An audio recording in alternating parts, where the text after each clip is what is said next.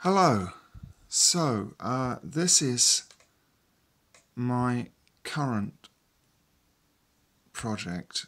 I'm working on a Gothic, Visigothic really, DBA army, forged in battle figures. And a bit madly, I just had the urge to do them all in one go. This is something I've never done before in all my days of right back to adolescence. I never would usually do this, but I just thought on this occasion it would be an interesting way to do it, and I'm specifically painting them in a slightly different way to that I've usually done. Quite a different and specific style. This thing of having, as you can see, primed them and then put some wash on, black wash, and then just painting around the black, really. It's a style often used by people that are painting, professional painters that are just doing a certain standard, painting armies for people. Quite frequently. I don't actually like it that much often, especially in any of the larger scales, 28mm or whatever. These, of course, by the way, being 15 to 18mm, they actually come out at close to 18, I think, most of them. But I thought it would serve this style of miniatures as they are quite well, and I think I'm right. And it's something about the almost cut way of that they are. You can see with some of them it's clearer with some than others. Of course, I pick one up, it's not that clear. This kind of as with this figure here. I wonder if that's in focus. Come on. Yeah. It's quite, you can almost see how it's been cut at angles, the cloak, and those little cuts into it to make the folds. It's a very sculpture-y technique, sort of cross cuts. And those early Germans that I showed before, they're almost like little cubist jumping beans. They're so there's so much of that sort of nature. So that's what I'm doing. It's going to take a while. I've only so far done that priming, the wash, the bases, and a basic flesh tone and a bit of leather so far.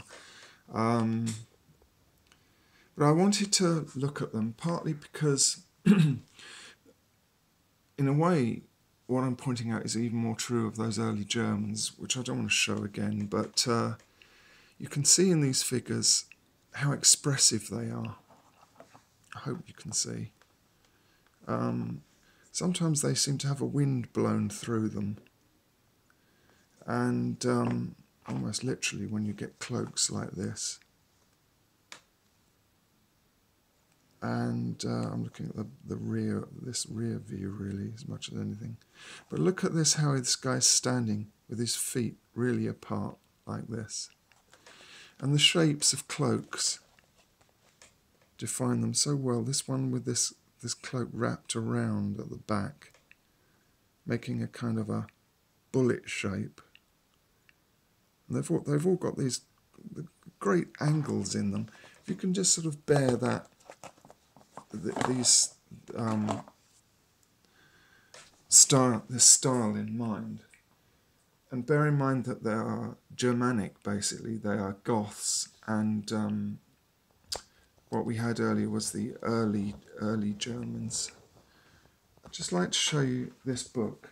There's an early modernist sculptor called Ernst Barlach, And this is a bit awkward, but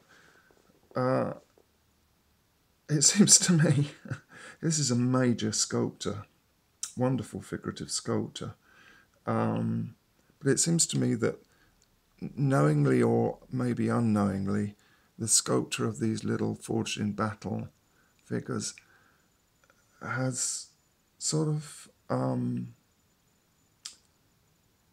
plugged into something of the power and expressiveness of Ernst Barlach, who's referred to in fine art circles as an expressionist sculptor. Wonderful expressive drawings as well, these charcoal drawings and prints. And I just couldn't resist pointing this up, and I wonder if this person is aware of it. Here's something a bit more martial. And again, that wide-legged stance. He's drawing his sword, this guy, and his cape, cloak, mirroring this drawing apart of the arms, the hands with the sword. So anyway, I just wanted to point this out. This guy had terrible trouble after the First World War from the Nazis, and then died in 1938. An interesting cultural reference, and the Germanicness of these figures and his work. This, a very different kettle of fish, is the Peter Dennis illustration that I referred to. I hope this can be seen. I referred to it in the last video. It's Thorismund about to charge down on the Huns. This is the Battle of Chalons, or the Catalonian plains going on in the background. They've taken this hill from the Huns early on in the day, and now he's going to charge down on Attila's left, and the leader here rallying his men, giving them a good old pep talk. Well, he is the king of these Goths, and he will be killed in the battle. But I just found this very inspiring illustration, and it made me want to paint a Gothic army, which, as I've shown, is happening here. Anyway, there we are. I don't want it to sound too much like an advert for Forged in Battle figures, because they did have some problems. I had to do quite a bit of cleaning up on them, but I think they're rather marvellous, actually. They are rather good. I'm not sure how consistent they are across their different across their whole range with their different factions, but I think these are rather fine. I love this character here, who is actually is really an early German leader, and general. He comes from their early German general pack. And but I just had to me he looks rather like Alaric, probably, the sacker of Rome. So anyway, hope that was interesting, and please like and subscribe if you will, and see you again. Cheers.